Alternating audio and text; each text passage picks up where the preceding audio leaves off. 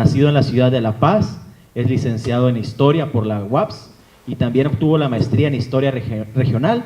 por la misma máxima casa de estudios de nuestro estado. El pasado 26 de enero obtuvo el grado de doctor en Historia por la Universidad Michoacana de San Nicolás de Hidalgo en Morelia, Michoacán,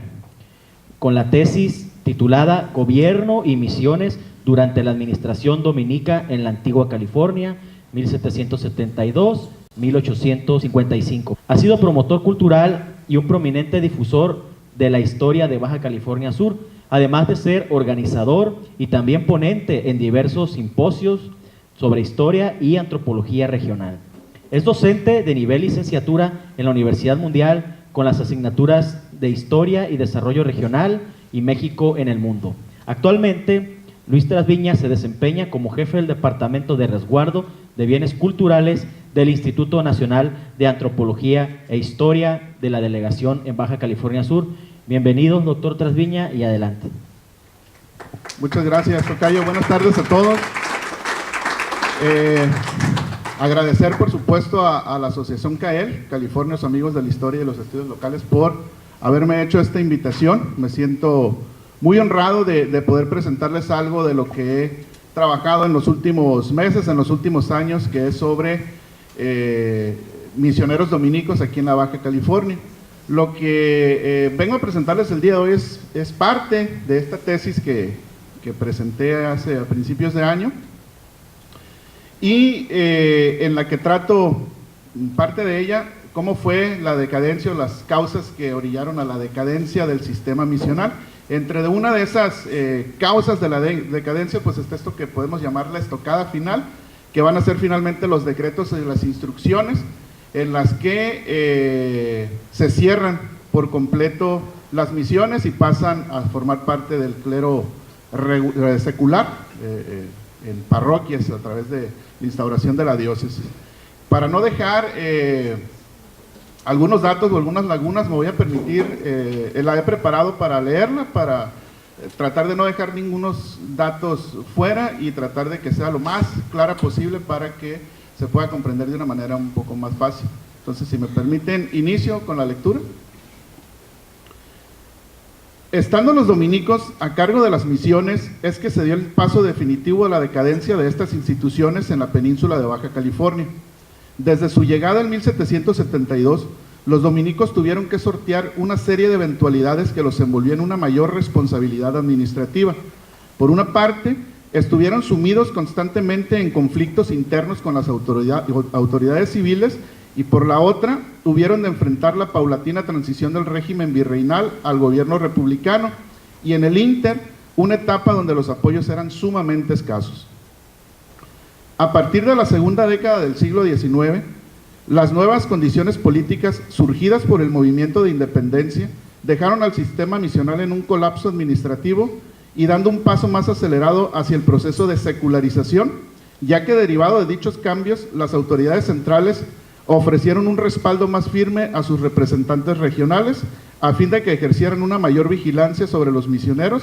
y conseguir que estos aceleraran el paso hacia la conversión de las jurisdicciones misionales en curatos o parroquias.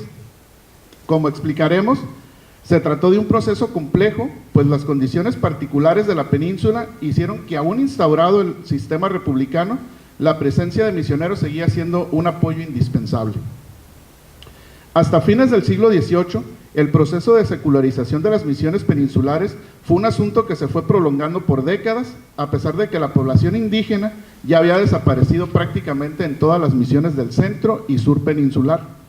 Este aplazamiento se debió, entre otros factores, al relativo aislamiento de los poderes políticos de la gobernación de California en su conjunto y a los constantes cambios políticos que se daban a nivel central. Una vez instaurado el sistema republicano, se dieron también los lineamientos y decretos para que los centros misionales fueran pasando paulatinamente al régimen común, recibiendo ya propiamente el nombre de pueblos y donde la población civil comenzó a tener una presencia cada vez más predominante durante las primeras décadas del siglo XIX. Por lo general, los dominicos tuvieron que navegar frecuentemente a contracorriente de las volubles nuevas políticas en función de los cambios ocurridos a nivel nacional por las constantes pugnas de los grupos gobernantes, chocando con un gobierno provincial menos transigente con los ritmos y las reglas del sistema misional. En efecto, a lo largo de la primera mitad del siglo XIX, el proceso de decadencia misional fue más evidente a la par que se daba paso de manera contundente a la colonización civil, iniciada ya desde 1748 con la fundación de los centros mineros del sur peninsular. Esta transición dio como resultado que para los años 30 del siglo XIX, la existencia del sistema misional prácticamente fuera solo el nombre, toda vez que iniciado el México independiente y a través de toda una serie de decretos, reglamentos y disposiciones, los terrenos misionales fueron entregados a los indígenas, en este caso a los del departamento de Frontera, o bien se entregaron a los colonos que sirvieron en las misiones como escoltas o capataces, a tal grado de que muchas de las misiones ya no tenían padre misionero de planta en la misión, lo que llevó a la generación de un progresivo aumento de la propiedad particular. Así pues, mientras que en el centro de México se promulgaba la Constitución de 1824, en la que se establecía el sistema federal como forma de organización política, José María Echeandía llegó a Loreto con el nombramiento de comandante y jefe político de las Californias en junio de 1825, cargo ofrecido por el presidente de la nueva república, Guadalupe Victoria. A él tocaría instaurar oficialmente la jefatura política y la diputación territorial. Durante los 4 meses que permaneció en la península, nombró una asamblea que incluyó a los jefes militares y a los 9 dominicos que quedaban en toda la península en ese momento.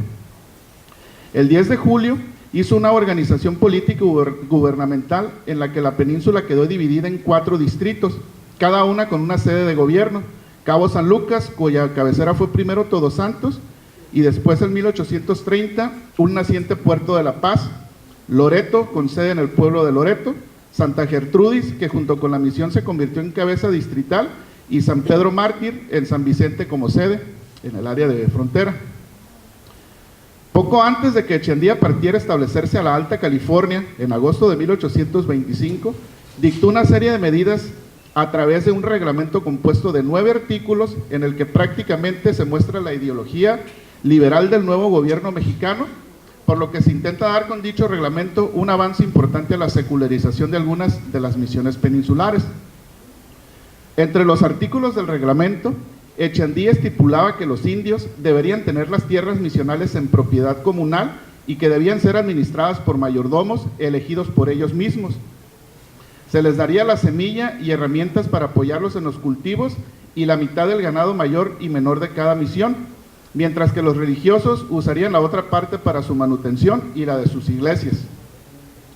Queda claro que Echeandía reconocía el estado deplorable de las misiones, ya que según decía el reglamento, se hacía con la finalidad de aliviar la esclavitud y miseria de los indígenas de la península californiana, por lo que uno de sus objetivos era disminuir la función de los misioneros dominicos sobre su población. Por ello, al igual que un reglamento anterior hecho por Agustín Fernández de San Vicente, daba cierta participación como auxiliares a los alcaldes de los ayuntamientos, recién creados ayuntamientos, ya que en su artículo 7º especificaba que estos alcaldes velarían sobre el buen orden y conducta de todos los habitantes, sean o no de razón de su pequeño pueblo, es decir, sean indígenas o no. Tanto en la California peninsular como en la Alta California, los religiosos increpaban al gobierno rechazando la medida, y sus comunicados tuvieron como efecto la retractación del inestable gobierno mexicano, que removió de su cargo a Echeandía y dio marcha atrás a la medida seculizadora. Esto entre otras cuestiones del gobernador Echeandía. El cargo de jefe superior político de ambas Californias fue ocupado oficialmente por el capitán de caballería José Mariano Monterde, militar del grupo conservador, quien tomó posesión en julio de 1830. A partir de ese momento es que se comenzó a sucumbir completamente el sistema misional dominico, ya que aparte de que el número de misioneros era sumamente reducido para este entonces, el gobierno mexicano empezó a dictar medidas que dieron como resultado la completa secularización de las pocas y pobres misiones que quedaban en la península y la incipiente población civil, conformada principalmente por militares retirados y antiguos auxiliares de las misiones convertidos en rancheros, comerciantes o mineros, que comenzó ya es que comenzó ya a constituirse en defensora de la secularización y a utilizar los argumentos del discurso liberal, es decir, en la necesidad de crear las condiciones para terminar con lo que ellos acusaban de, y entre comillas, nociva tutela de los misioneros, que habían mantenido a las poblaciones nativas en las mismas circunstancias de estancamiento que tenían antes de la conquista. El 20 de septiembre de 1830, José Mariano Monterde pidió explícitamente a los padres dominicos y alcaldes de la península el primer decreto de secularización y extinción de las misiones que fueron fundadas por los jesuitas en la península, con lo cual se determinaba a impulsar el reparto de las tierras a los colonos asentados en las mismas. Su objetivo era, según aseguraba el propio gobernante, que se pudiera lograr una mejor productividad económica a través de las actividades agropecuarias. Por tal motivo, en el primer artículo de su decreto, Monterde determinó que quedaban extintas las misiones que hasta ese momento se denominaban San José del Cabo, Todos Santos, San Francisco Javier, San José de Comondú, Santa Rosalía de Mulegé, Concepción de Cadegomó, San Ignacio, Santa Gertrudis y San Francisco de Borja. En el siguiente artículo de su decreto determinó que en adelante recibían el nombre de pueblos, manteniendo los mismos nombres, pero ya perdían totalmente el carácter de misión, por lo que los indígenas que en ellas quedaran, que a lo mucho ya se contaban entre todas, tan solo en decenas de indígenas, pasaban a depender de la jurisdicción civil como un ciudadano más. Sin embargo, en otros artículos de su decreto, como el 6º y el 14º, se reconocía que no todas las misiones perdían tal carácter, ya que aún quedaban con número considerable de catecúmenos y neófitos, así como conquista viva. Este fue el caso de la misión franciscana de San Fernando Belicatá y todas las que establecieron los dominicos en la parte norte: el Rosario, Santo Domingo, San Vicente, Santo Tomás, San Miguel y Santa Catarina, es decir, todas las del departamento de frontera o las del actual estado norte. Con este decreto, tal parece que para la parte norte la misión siguió existiendo expresamente, pero al igual que con las misiones exjesuitas, ya no funcionaron como un centro de congregación y evangelización indígena, sino más bien como un espacio dedicado a la producción agropecuaria, en gran medida impulsada por los colonos que lograron establecerse en esos espacios, debido a que, como el mismo decreto lo muestra en sus artículos 3 y 4, las tierras que hasta entonces permanecían en las misiones fueron repartidas a los indígenas, pero solo, entre comillas, a proporción de lo que cada uno pudiera cultivar, y separando las suertes de tierra necesarias para el sostenimiento del párroco, refiriéndose al misionero. Este asunto de las suertes es el equivalente a las tierras de labor, que me parece que equivalen más o menos a 10 hectáreas, ¿no? Las suertes de tierra. Los demás terrenos sobrantes, según consta en el artículo 5º, se destinaron al arrendamiento por cuenta de la nación y su cumplimiento quedaba a cargo de los alcaldes de los ayuntamientos existentes en ese entonces, que eran los de San José, La Paz, San Antonio, Loreto y Mulegé. Con lo descrito, resulta innegable que Monterde seguía las instrucciones del Supremo Gobierno conforme a la Ley de Colonización para toda la República Mexicana, expedida por Guadalupe Victoria el 18 de agosto de 1824, y su posterior reglamento del 21 de noviembre de 1828, y que iban en el sentido de que todos los territorios administrados por el gobierno debían buscar su pronto desarrollo y productividad, por lo que, según Monterde, resultaba necesario y muy conveniente, cito, el que se secularicen sus misiones para el adelanto de su agricultura, pues repartiéndose los terrenos en manos laboriosas y en mayor número, no cabría duda que sería un éxito seguro, manifestaba el gobernante. De ahí que se diera el tránsito de misiones a pueblos propiamente dichos y que dejara en claro que se considerara a los indígenas en completa libertad.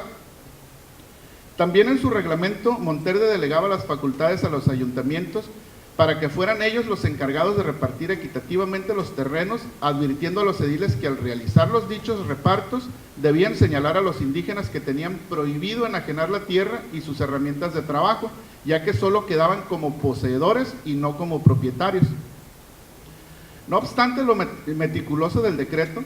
el éxito asegurado por Monterde no se dio en la condición esperada, ya que los pocos indígenas que quedaban enajenaron los lotes que se les distribuyeron a pesar de la prohibición que tenían para hacerlo.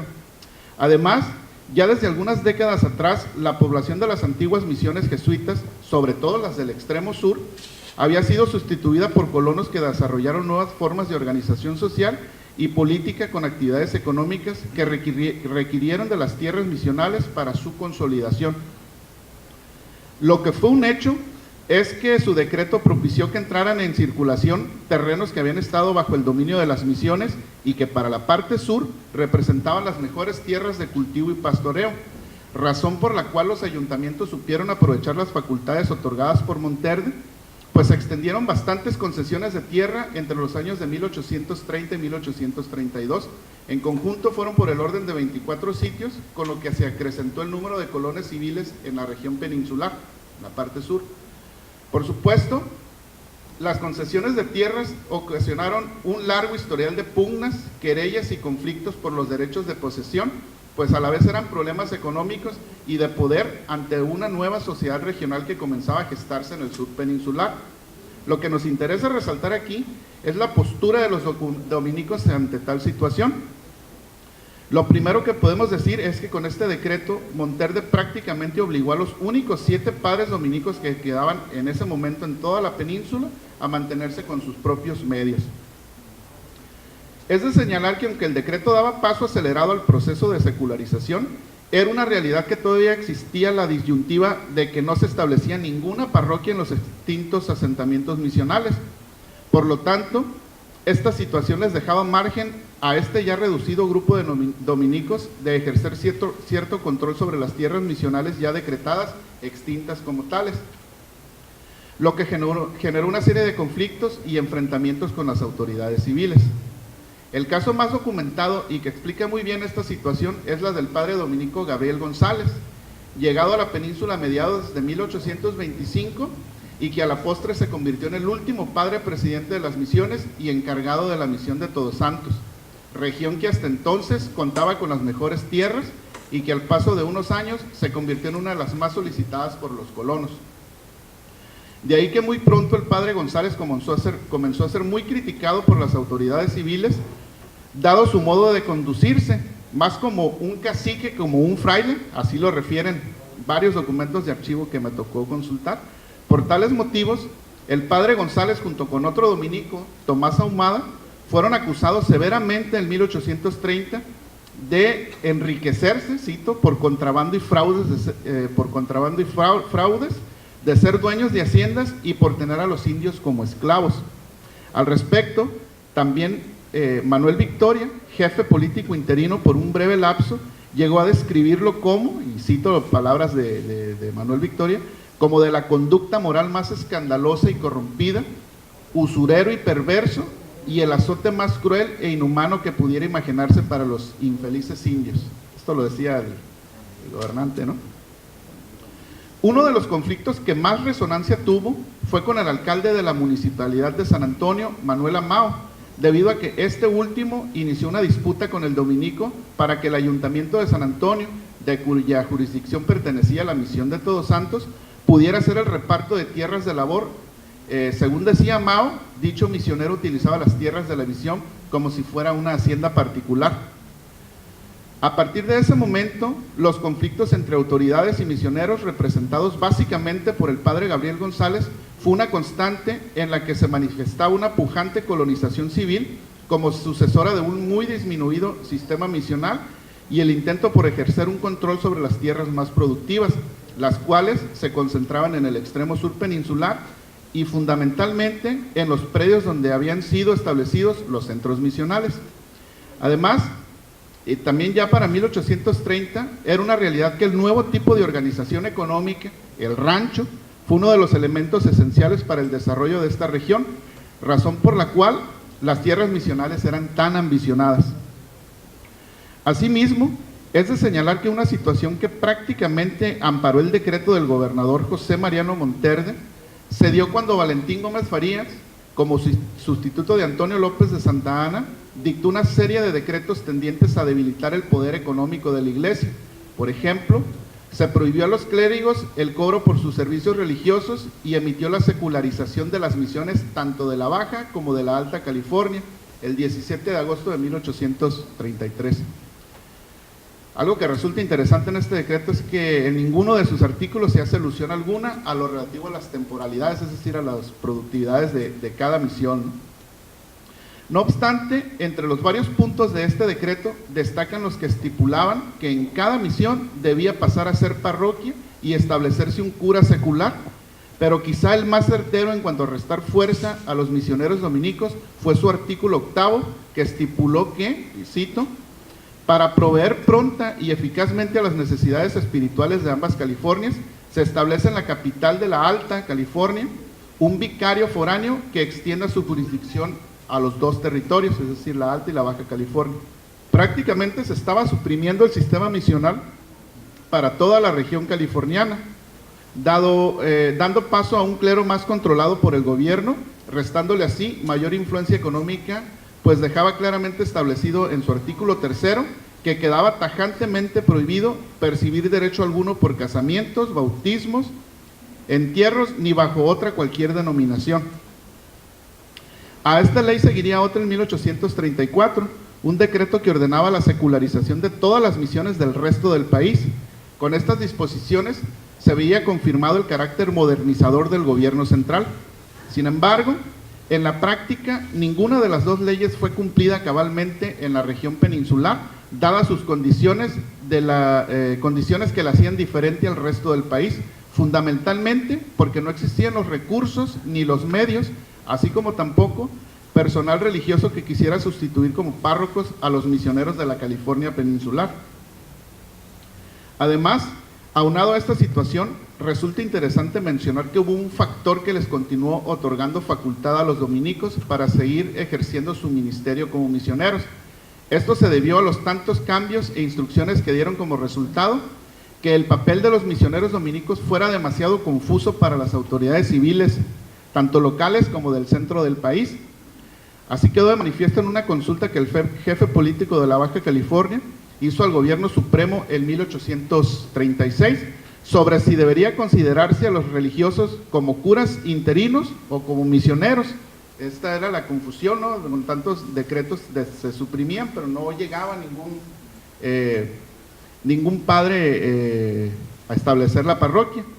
Y la respuesta que se obtuvo fue que mientras no se establezcan los curatos y tomen posesión los curas, deben continuar las misiones y mantenerse las cosas en el estado que tenían antes de la ley de agosto de 1836, según la posterior del 7 de noviembre de 1835, debiendo en consecuencia los misioneros administrar y distribuir los bienes de las misiones según el objeto al que estaban destinados. Es decir, se les continuaba otorgando cierto poder a pesar de que ya no eran misiones como tales.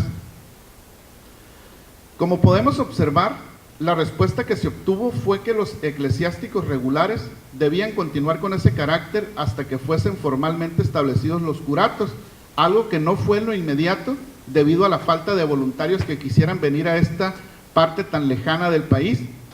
De ahí que la ley del 7 de noviembre de 1835, que estipuló que mientras los curas, de los que hablaba el artículo 2º del decreto de agosto de 1833, no hayan tomado posesión, el gobierno suspendía la ejecución de todos sus demás artículos y mantendría las cosas como se mantuvieron hasta antes de la emisión de dicha ley a la que estamos haciendo referencia. En este último aspecto sobre la falta de religiosos que quisieran venir a la Baja California, es importante enfatizar en lo que el historiador español Jesús Ruiz de Gordejuela señala relativo a que la presencia de religiosos españoles en las misiones durante el primer cuarto del siglo XIX se había visto reducida en gran medida como consecuencia de que tras la independencia las autoridades mexicanas prohibieron la entrada de españoles en México, por lo que los misioneros peninsulares, encargados de cubrir las vacantes de las misiones, no pudieron restituir a sus hermanos de las Californias. Bueno, aquí es donde resulta interesante entrever por qué prácticamente ningún religioso mexicano quisiera cubrir a las ya muy pocos dominicos que se encontraban en la península y venirse a servir a las misiones. Y además, también se dio su permanencia ante la negativa del clero secular o diocesano a reemplazar a los misioneros del clero regular en la administración de los templos peninsulares debido a la falta de condiciones demográficas y económicas que existían en la península. Como es sabido, Todos los dominicos que llegaron a sustituir a los franciscanos en 1772 eran de origen español, por lo que era común, tal como lo señala Ruiz de Gordejuela, el que los mexicanos acusaran a sus hermanos españoles de acaparar la labor evangelizadora en esas tierras, relegándoles a un segundo plano. Asimismo, los religiosos mexicanos condicionaban su presencia siempre y cuando su relevo fuera libre y voluntariamente, tal como se hacía desde la península desde España. Volviendo al enérgico del gobierno central por acelerar el proceso de secularización, es de señalar que el 11 de julio de 1841, el jefe político, que en ese momento lo era Luis del Castillo Negrete, mediante una de las instrucciones que decretó para el desarrollo de la Baja California, y reforzando lo promulgado por su antecesor Monterde, afectó de forma certera al sistema misional, debido a que decretó la abolición de las misiones bajacalifornianas, exceptuando las ubicadas en la región de frontera. Con ese decreto prácticamente se dieron las facilidades para que cualquier colono pudiera beneficiarse con el acceso a las tierras misionales, y ya no solo a los indios neófitos, como lo decretaba la anterior instrucción de José Mariano Monterde. Del Castillo Negrete justificó su instrucción basándose en que se dirigían a él, cito, porción de solicitudes pretendiendo en colonización las tierras que pertenecían a las fenecidas comunidades de neófitos de las conclusas misiones de esta península, y teniendo en consideración que las tierras pretendidas han estado en poder de los reverendos padres ministros actuales de estas fenecidas misiones, no en propiedad sino en usufructo, y que en el día son perjudiciales al desarrollo y adelanto de la agricultura y prosperidad de este país. Tal parece que el objetivo del jefe político era que al ya no haber indios neófitos, la misión carecía de sentido, por lo que su existencia era sostenida artificialmente por los padres dominicos, quienes, según decía, cito, aprovechaban la tierra en usufructo, recibiendo un sínodo de 600 pesos, además de diezmos y primicias. Dicho de otra manera, lo que del Castillo Negrete daba a entender era que los dominicos actuaban con un doble carácter. Por un lado, como miembros del clero regular, encargados de atender los pueblos de misión, por cuya tarea percibían el pago de un sínodo, y por el otro, como párrocos, obteniendo ingresos de los feligreses por los servicios religiosos. De modo que en la medida dictada por el jefe político, tenía el propósito de dar por concluida la tan ambigua situación dada con los decretos y supresiones anteriores a su instrucción, además de crear condiciones más propicias para poner en marcha el desarrollo más progresivo de la colonización civil, al declarar que las tierras usufructadas por los religiosos eran propiedad de la República y por tanto sujetas a reparto. Por tal motivo, del Castillo Negrete advirtió en las cláusulas segunda y tercera de su instrucción que a partir de entonces los bienes raíces de las fenecidas comunidades de neófitos, por derecho de reversión, pertenecían a la República y por lo tanto, estipulaba la tercera cláusula, tales bienes eran colonizables. Por supuesto que todas estas acciones encaminadas a disponer de las tierras misionales hicieron mella en la postura de los dominicos. El padre Gabriel González reaccionó de forma enérgica, enviándole al jefe político un escrito en el mes de septiembre de 1832, donde le señala que había órdenes del gobierno central en el sentido de no afectar los bienes misionales y que no tenían ninguna facultad para otorgar concesiones de tierras, que esa ley no hablaba con las misiones de la Baja, sino con las de la Alta California. Además, hizo énfasis en un escrito del padre Félix Caballero, el anterior padre presidente y que ya había fallecido en ese momento, donde solicitaba al jefe político que en atención de las leyes del Supremo Gobierno informar a los ayuntamientos que las tierras, arboledas, frutales y demás fincas existentes en las parroquias debían quedar para el alivio de los ministros y culto de los templos. Es congruente pensar que la molestia del padre González, aparte de secularizar las misiones, iba más en el sentido de que la apertura a cualquier colono a beneficiarse de las tierras le quitaba potestad para que el propio dominico las enajenara en beneficio propio, tal como ya se le había acusado anteriormente y de lo que hicimos referencia en unos párrafos arriba. La extensa y diplomática respuesta que dio el jefe político el dominico fue en sentido de su decidida postura de abrir el paso definitivo a la colonización de las arruinadas misiones, atendiendo a las atribuciones dadas por el Supremo Gobierno, pues el papel de los dominicos difería del concepto propio del misionero. Por ese motivo, del Castillo del Negrete le refutaba lo siguiente, cito resumiendo la respuesta del Castillo porque es muy extensa. Decía del Castillo que la raza indígena apenas cuenta entre el crecido número de pobladores y muy raros ejemplares. No restan en esta California de 11 años a esta parte más que 3 únicas misiones en frontera, las que se hallan casi abandonadas por negarse a servirles los padres misioneros,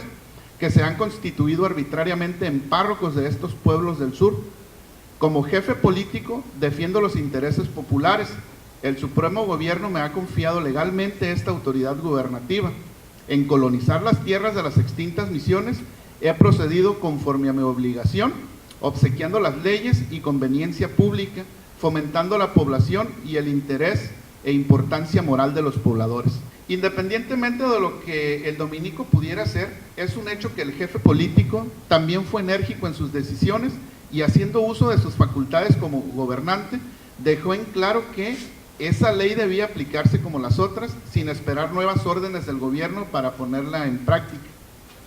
Nada dispuesto a acatar lo decretado por el jefe político, el misionero Gabriel González, apoyado por el dominico Ignacio Ramírez, comenzó a conspirar en localidades y ranchos cercanos a San Antonio, Todos Santos y San José del Cabo, seduciendo a la gente para la rebelión en contra de las instrucciones dictadas por el procónsul, como se refería González a la persona del jefe político. Decía a los pobladores, el padre González le decía a los pobladores que del Castillo Negrete era un exaltador, un tirano que quería gobernar el país conforme a sus pasiones y caprichos sin acatar las leyes. Lo que inició como una conspiración pronto pasó a ser una rebelión orquestada por el padre Gabriel González en enero de 1842, logrando atraer adeptos a su levantamiento en contra de la autoridad.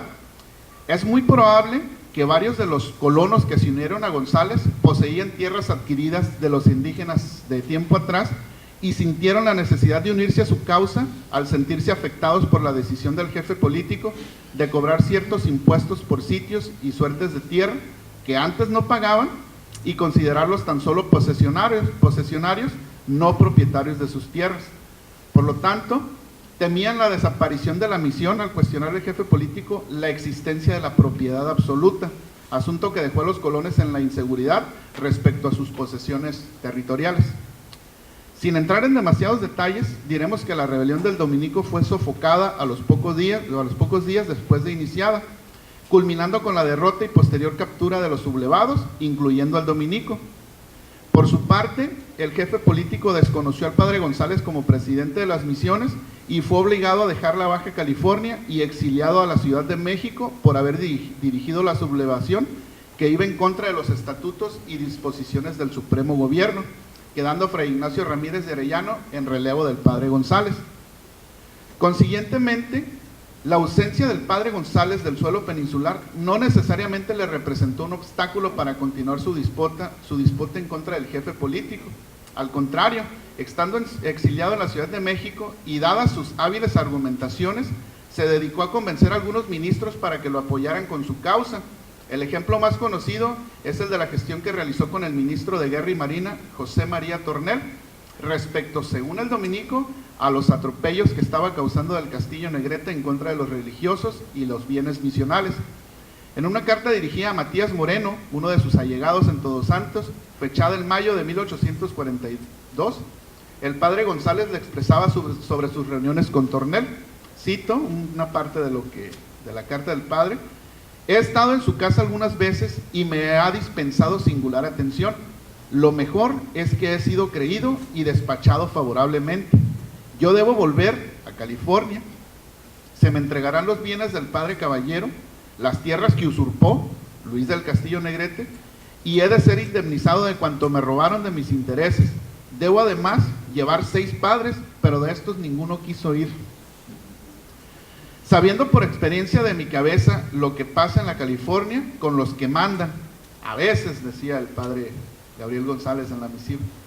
Coincidentemente con estos conflictos, a nivel nacional ocurrieron cambios en el gobierno que dio como resultado que por disposición superior se decretaría en mayo de 1842 que debía hacerse cargo de la jefatura política y la comandancia militar de la península el teniente coronel Francisco Padilla, en sustitución del general Luis del Castillo Negrete. Con ello también, el nuevo jefe político recibió una orden de la Comandancia General de Sinaloa para devolver los bienes de las misiones al padre Gabriel González. En la carta se le instaba a que en el acto se le devolvieran sus bienes embargados, siéndoles entregados estos y cuanto aquel padre reclamara, declarándolo absolutamente indemnizado. Con este conflicto, que tuvo como consecuencia el arresto del padre González y la destitución de Del Castillo Negrete, se puede decir finalmente que el régimen misional en la península californiana se daba por concluido, pues aunque algunos dominicos, incluido González, continuaron en la península todavía para 1855, quedó claro que en adelante fue el gobierno del territorio el que continuó enajenando los bienes de las misiones y el que habría de fungir como el único regulador en el otorgamiento de suertes de tierras y sitios de ganados, elementos que impulsaron de forma definitiva el desarrollo de la colonización civil, ya que desde muy iniciado el siglo XIX era una realidad que los asentamientos civiles aprovecharon la distribución de los recursos naturales y la infraestructura misional, sobre todo en la región sur, donde la población indígena prácticamente estaba extinta para ese periodo. Y así fue, ya que a partir de 1850, el coronel Rafael Espinosa, entonces jefe político de la Baja California, sentó como antecedente la comunicación que hizo al ministro de Justicia y Negocios Eclesiásticos, referente a que varios colonos de Mulegé y Comondú le solicitaron los terrenos misionales para su colonización, dado que, según decía, las condiciones de los pueblos bajacalifornianos habían cambiado, haciendo referencia a los argumentos ya expuestos anteriormente por Luis del Castillo Negrete. A este antecedente siguió un decreto expedido por la Diputación del Territorio de la Baja California, el cual vino a reconfirmar los repartos y transacciones de las tierras misionales, declarándolas terrenos misionales y colonizables y haciendo énfasis en el 7º artículo del decreto que, cito, serán preferidos para las concesiones de las tierras extinguidas aquellos ciudadanos que han prestado servicios señalados a la patria, en segundo lugar los vecinos donde estén las tierras y en igualdad de circunstancias los que han prestado servicios al territorio y que tengan numerosa familia. Es preciso decir que el decreto obligaba a dejar un pedazo de tierra de 100 varas para una huerta de hortaliza en beneficio del padre secular que administrara a cada exmisión. Además de este decreto, la Diputación Territorial emitió uno más el 9 de junio de 1851 que especificaba que las tierras y huertas de las cabeceras misionales pasarían a los fondos de los ayuntamientos para que con sus productos se sostuviera tanto el párroco del lugar como una escuela de primeras letras. Además, dados los antecedentes conflictivos del padre González, el 5 de marzo de 1855, Teodosio Lares, ministro de Justicia, Negocios Eclesiásticos e Instrucción Pública, informó al jefe político general José María Blancarte que por disposiciones del presidente de la República, el religioso dominico Fray Gabriel González debía incorporarse a su destino, regresando a su convento. Este acontecimiento ocurrió tan solo meses antes de que se emitiera la primera de varias leyes que promulgaron durante el gobierno de Benito Juárez, con la finalidad de separar oficialmente a la Iglesia del Estado. De esta manera, la presencia de los dos únicos misioneros que quedaban en la península californiana terminó con el embarque en el puerto de La Paz rumbo a su convento en México de los padres Gabriel González y Tomás Mancillas, poco después de haberse establecido el 25 de marzo de 1855 el Vicariato Apostólico de la Baja California. Debemos señalar que desde 1840, año en que había fallecido el padre Félix Caballero, quien estaba encargado del templo de San Ignacio, la presencia de dominicos era absolutamente escasa, ya que para 1841 solo quedaban en toda la península los dominicos Ignacio Ramírez en San José del Cabo, José Antonio Morquecho en San Antonio, Tomás Mancilla en Santo Tomás, con jurisdicción para toda el área de frontera, y el propio Gabriel González en Todos Santos, así como dos sacerdotes mercedarios, Vicente Sotomayor, apoyando la misión de Loreto, y el otro, Ausencio Torres, radicado en Santa Rosalía de Mulegé, pero también atendía a San Ignacio luego de la muerte del padre Caballero. También para ese año de 1841, el 22 de febrero, se nombró al último dominico nombrado para servir a la península de Baja California, Fray José de Santa Cruz, quien llegó en junio de ese año y fue adscrito a San José del Cabo. La historiadora Denise Trejo Barajas muy acertadamente hace alusión a que el régimen misional en la península desapareció prácticamente en la década de los 40 del siglo XIX. Los religiosos que quedaron actuaban más como colonos defendiendo sus intereses que como misioneros, pues aunque continuaban su labor espiritual con la nueva población, ya no existían indígenas a quienes evangelizar, que era el fin primordial de la institución misional. Por otra parte, todos los factores que hemos señalado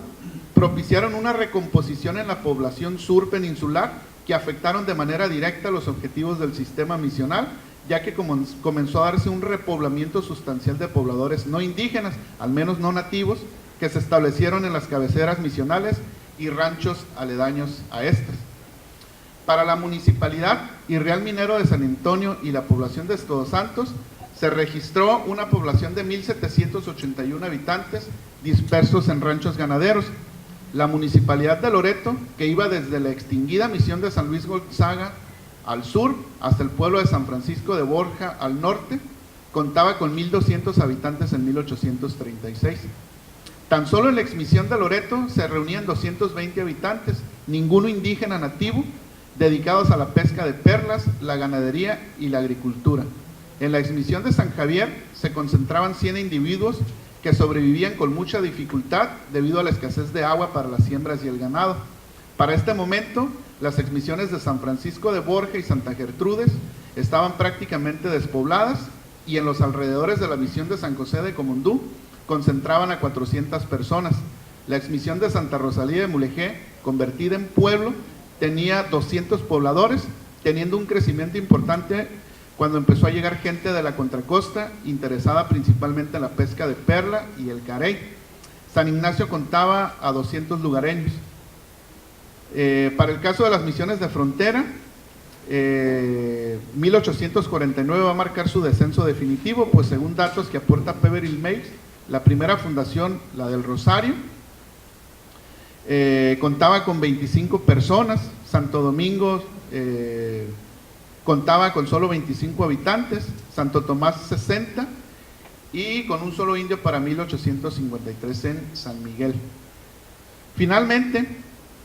debido a que la península se separó de la Alta California por el Tratado de Guadalupe Hidalgo en 1848, el gobierno de México juzgó que la Baja California no debía pertenecer a la diócesis de Monterrey en la Alta California, y en 1849 pidió a la Santa Sede un obispo con carácter de vicario apostólico para la Baja California. En 1853, el arzobispo de México avisó a Fray José González Rubio, vicario general de la diócesis de Monterrey, que Roma había aceptado la sugerencia del gobierno de México, nombrando a él, mexicano de nacimiento, vicario apostólico de Baja California. El franciscano declinó el nombramiento en 2 ocasiones y el entonces territorio de la Baja California fue puesto bajo la administración de la Arquidiócesis de México,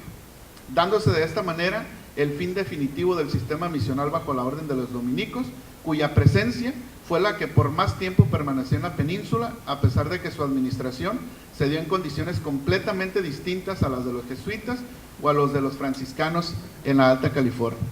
Muchas gracias.